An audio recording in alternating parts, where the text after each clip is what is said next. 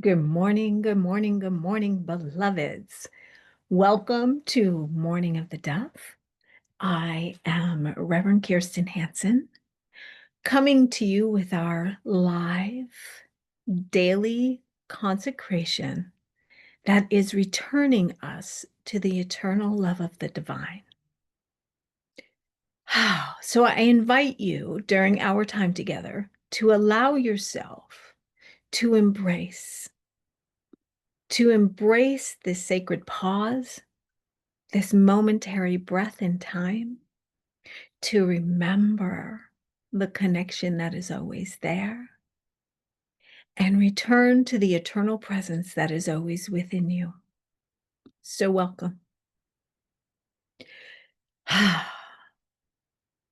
This week, we're going to speak of the liberated path. Breathe that in, the liberated path. What exactly does that mean? And before we start our time together, we're going to take a moment to consecrate that in, to anchor that in, the liberated path. Really allow those words to sink into you, because it's important that we move you into the truth of embodiment. The embodiment of it, not the intellectualization of it, the embodiment of it. So breathe, breathe, breathe, breathe, breathe, breathe. And here we are. And let's just open our space with a prayer. For me, the prayer is a living, breathing life force that anchors in my mind and my heart and my body into the feeling tone of this truth, this universal truth, the spiritual axioms. It consecrates my presence with the one presence. It anchors me in.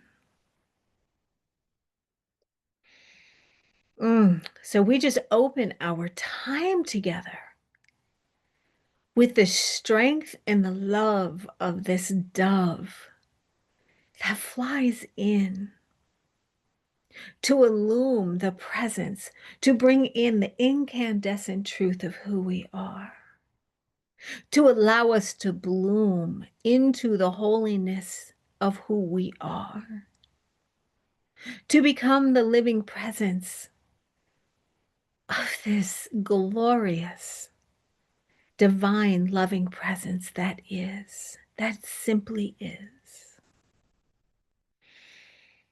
And so as we move our time together, as we move into our time together, I invite you to consider the word liberated.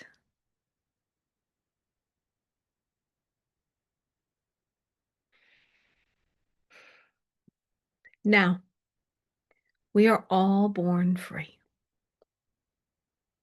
Every one of us. And we actually are free.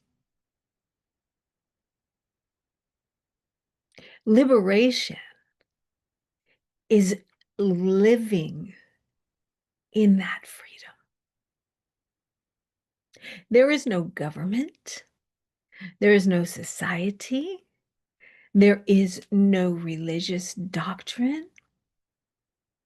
There is no male or female that can truly imprison us. They might put handcuffs on us. They might put us in jail. They might do harm. And I won't use the words, but you can imagine all the different ways that harm is done by people who seek to enslave. However, in the dominion of the Spirit, in the realm of the Most High, in the highest heavens, it is our inalienable, divine right that we are free. And as we evolve in a consciousness, first within ourselves, and it is happening collectively amongst all of us, we realize that no matter what they do to us, they cannot take away my divine right of liberation or freedom. So sit with that. This is not a bypass to overwrite what has happened to people and what is happening to people. But as a liberated being, I stand in the knowingness that my actions move aligned with the truth of the divine spirit, which means there's this strength that steps forward as I seek to help others to embrace their liberation.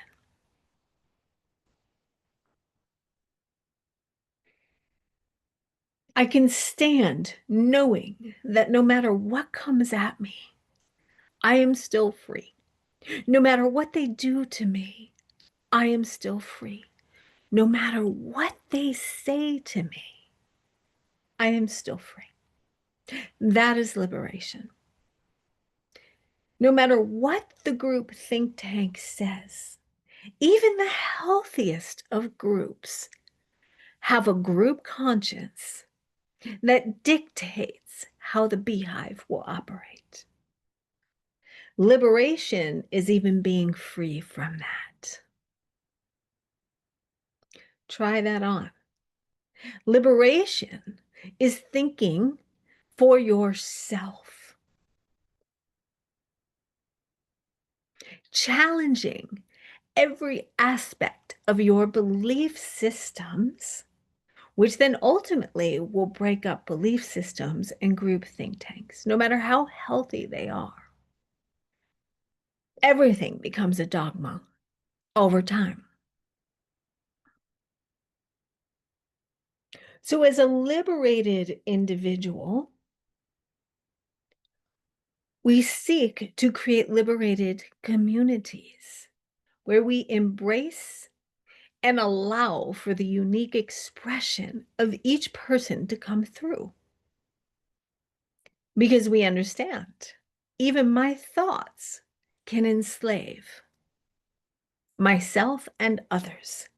And so I must have a continual practice that allows me to continue to dismantle my belief systems.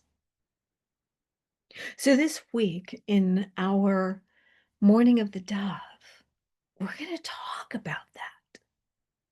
We're going to go into the quietude, the internal presence within, and walk the spiraled road that unwinds and expands and evolves,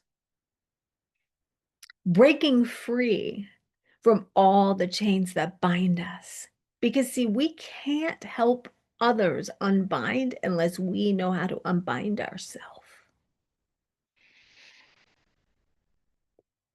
And the unbinding, the liberated person does not need to be angry or triggered. Because the strength is so profound, so real, so compassionate, that it loves so deeply.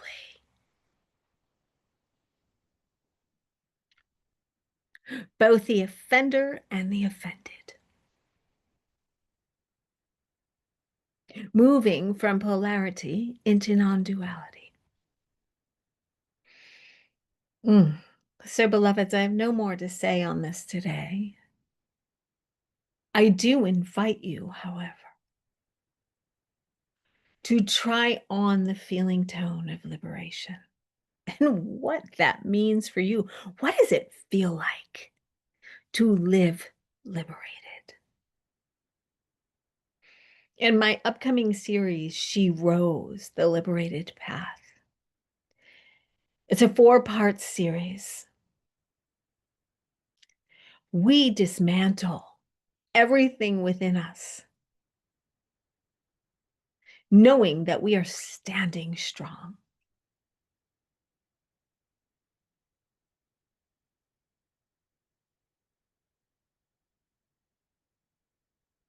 So, beloveds, in this quietness together, we breathe, we give thanks.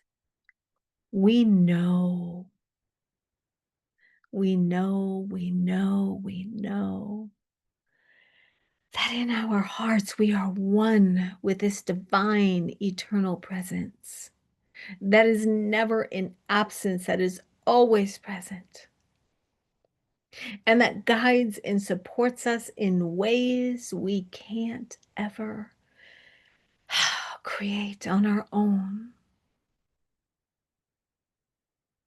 We walk in gratitude that this spiritual truth echoes beyond any hallways of the human and calls us home